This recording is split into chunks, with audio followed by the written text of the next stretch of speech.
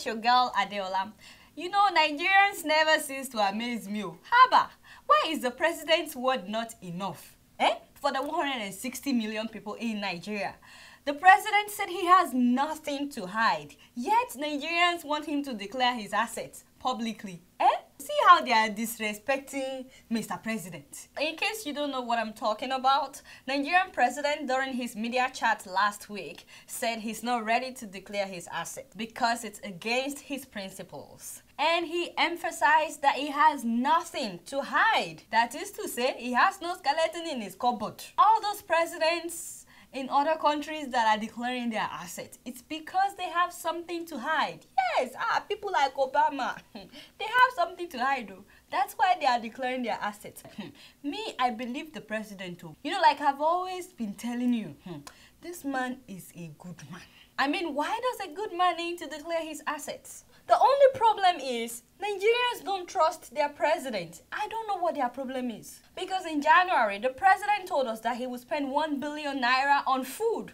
What other transparency do you need? You can just do the math. If somebody tells you that he can eat with 1 billion naira in a year, shouldn't that tell you, you know, what his asset is? 1 billion naira for food in a year means, you know, 2.7 million naira per day on food.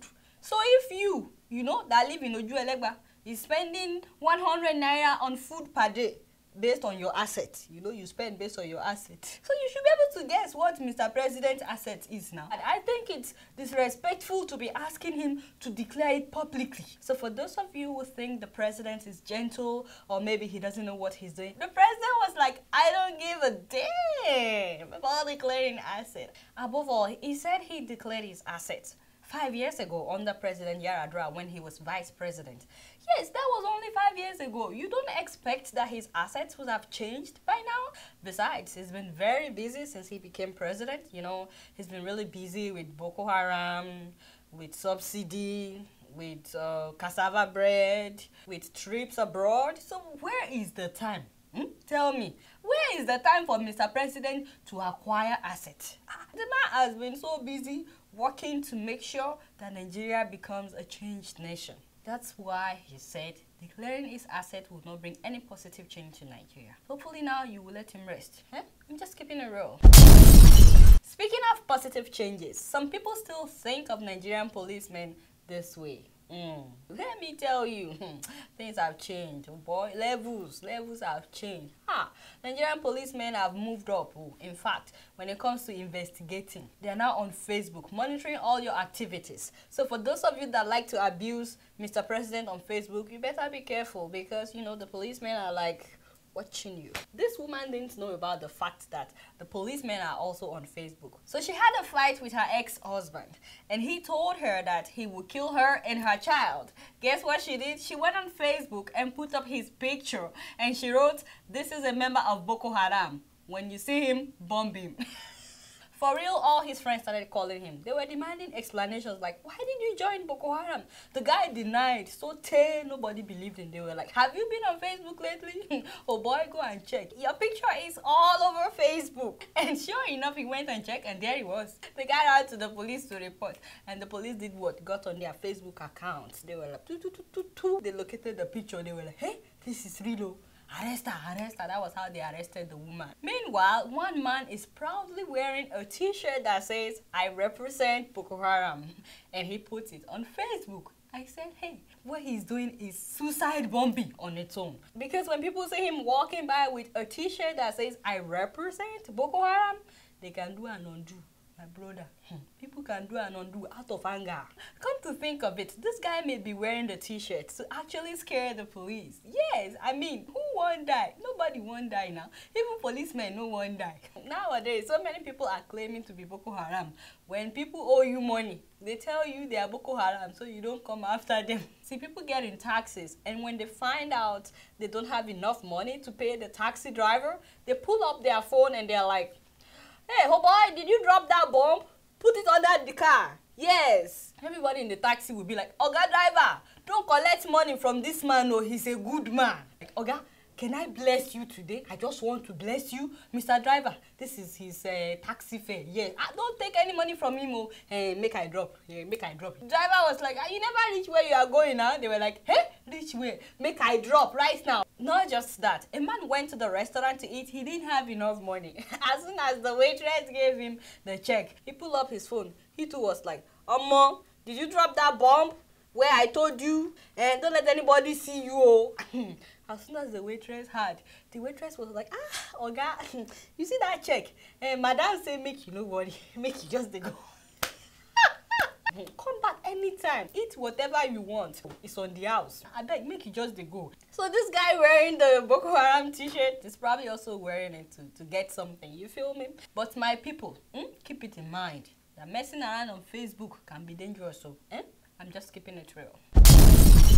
Speaking of danger, one woman in Kenya has proven to be more dangerous than having tons of policemen chasing after you.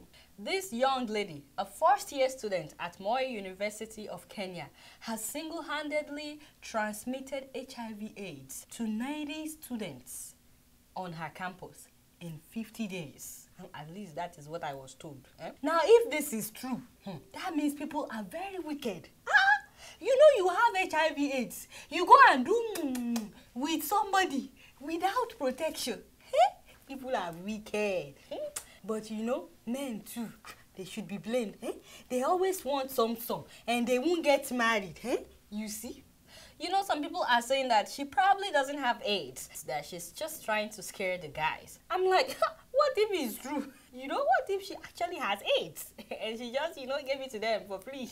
The only reason these guys should be scared is if they are not circumcised. You know, something like this can never happen in Zimbabwe because Zimbabweans have found a way to fight HIV/AIDS. Yes, through circumcision. In fact, their politicians are taking the lead in getting circumcised. Last week, 44 members of parliament were circumcised. Yes, right in the parliament house. Those grown men, can you imagine getting circumcised at old age because they want to prevent HIV/AIDS? I say, Do you know that UNAIDS and the World Health Organization are also encouraging this? They said the risk of HIV/AIDS among men can be reduced by 60% if they get circumcised. The problem now is that they're trying to get Mugabe to also, get circumcised. I was like, hey, you people, why do you want to trouble Mugabe for? Why do you want Mugabe to get circumcised? And everybody is telling me that, hey, he needs to be circumcised too, so that he can also sleep around like the other members of parliament without having to worry about any disease. I was like, what do you mean sleep around? Mugabe at the age of 88. Isn't he too old for that? People were like, Adeola, look at you. So long as there is Viagra, the man can find creative ways to do whatever he wants to do. That was where I shut my mouth. Just keeping it real. Talking of being creative, China is now using chicken manure to generate electricity. Take a look. This farm is home to 3 million chickens. Between them, they produce almost 500 million eggs every year. Packaged up, they're off to the supermarkets. But eggs aren't the only product the chickens create. On this farm, cleaning up the chickens' mess is also an opportunity to make money. Well, it might not look like much, but the chickens here produce over 200 tons of manure every single day. But what's different about here is that none of it goes to waste. The manure is processed and the methane gas then extracted. Most of it is used to generate electricity, which is sold to the national grid. China is a developing country. Our coal and gas supplies will run out in the next few decades. That is why it is so important for us to explore new sources of energy. Africans need to learn too. For a long time, our problem is that we are not innovative. For example, instead of using pomo to make shoes, I'm talking about cow skin, yes, to make shoes, like leather shoes, leather bags, all those fancy things. Instead, we are still using it to accompany semo or pepper soup down the throat. Wash the thing down with goodness. So instead of wearing nice leather shoes, your stomach starts to look like back of a shoe. Well, actually, that's not 100% accurate. We are starting to make some things, like this guy. Yes, that is what I call being innovative, being resourceful, recycling, and being being smart. No, but really, we are making other things too. We just need more fundings. You know, we need the government to, you know, support people that are making things, and so that in Africa we can be self-dependent. But in any case, I like to challenge Africans to think about other means of surviving without completely depending on fossil fuel. Just look at these guys in Lagos pooping everywhere. Like, you see, these are megawatts of electricity right there. If you can see what I'm seeing. Poop. Kai, poop. It's in the smell. Next story, please. Keeping it real.